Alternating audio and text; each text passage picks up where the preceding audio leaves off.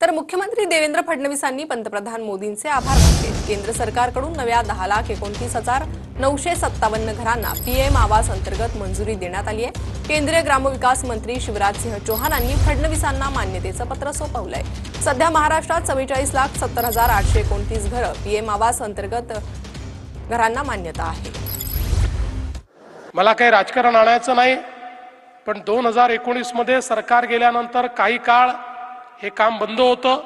पुन्हा आपण ते सुरू केलं आणि ही पहिल्या टप्प्याची घरं आपण पूर्ण करत असतानाच पुन्हा मोदीजींचं तिसऱ्यांदा सरकार आलं आणि शिवराज सिंग चौहानांसारखे